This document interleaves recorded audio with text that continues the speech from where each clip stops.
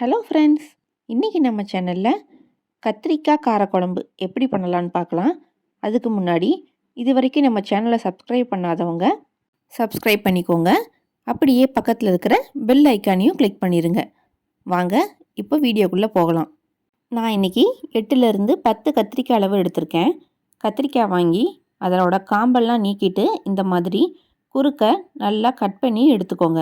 அடுத்ததாக சின்ன வெங்காயம் ஒரு 15லேருந்து 20 சின்ன வெங்காயம் இந்த மாதிரி நீல வாக்கில் கட் பண்ணி எடுத்துக்கோங்க. அடுத்ததாக 2 மீடியம் சைஸ் தக்காளி, அதையும் இந்த மாதிரி குட்டியாக கட் பண்ணி எடுத்துக்கோங்க. காரத்துக்காக 2 பச்சை மிளகா நீல வாக்கில் கட் பண்ணி வச்சுக்கோங்க. இப்போது ஸ்டவ் ஆன் பண்ணி கடாய் வச்சுக்கோங்க. கடாய் சூடாகவும் அதில் நல்லெண்ணெய் சேர்த்துக்கோங்க. எப்பயுமே காரக்குழம்பு செய்யும்போது நல்லெண்ணெய் சேர்த்து பண்ணிங்கன்னா டேஸ்ட்டு இன்னும் ஜாஸ்தி இருக்கும்.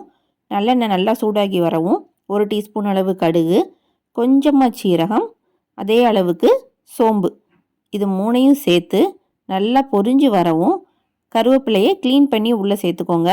ஒரு கைப்பிடி அளவு கருவேப்பிலை, அதையும் உள்ளே சேர்த்து நல்லா பொரிஞ்சு வந்ததுக்கப்புறமா நம்ம நீல வாக்கில் கட் பண்ணி வச்சுருக்கிற அந்த 2 பச்சை மிளகா அதையும் உள்ளே சேர்த்துக்கலாம். அடுத்ததாக நம்ம கட் பண்ணி வச்சுருக்கிற சின்ன வெங்காயம் அதையும் உள்ளே சேர்த்துட்டு நல்லா ஓரளவு வதங்குற அளவுக்கு இந்த மாதிரி வதக்கி எடுத்துக்கோங்க. அடுத்ததாக இதில் நம்ம கட் பண்ணி வச்சுருக்க தக்காளியும் உள்ளே சேர்த்துடலாம். வெங்காயம் தக்காளி ரெண்டும் சேர்ந்து ஓரளவு வதங்கி வரட்டும். இப்போ குழம்புக்கு தேவையான உப்பு சேர்த்துக்கலாம். நான் கல் உப்பு சேர்த்துருக்கேன், நீங்கள் தூள் உப்பு சேர்த்தாலும் ஓகே தான்.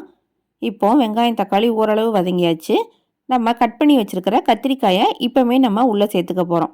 ரொம்ப கத்திரிக்காய் உள்ளே போட்டுட்டு கிண்டக்கூடாது. லைட்டாக இந்த மாதிரி அடியில் விட்டு பரட்டி மட்டும் எடுத்துக்கோங்க.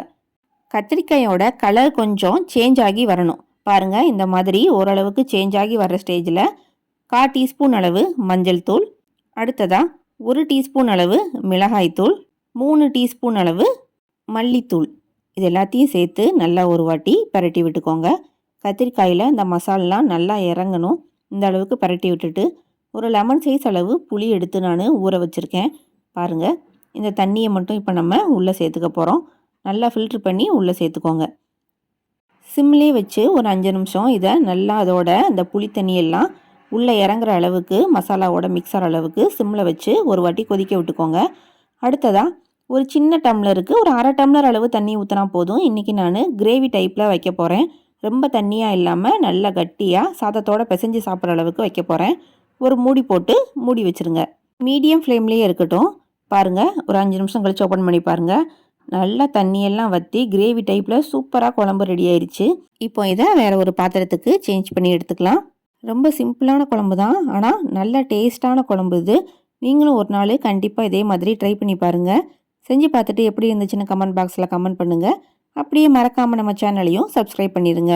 பக்கத்தில் இருக்கிற பெல் ஐக்கானையும் கிளிக் பண்ணிடுங்க. தேங்க்யூ.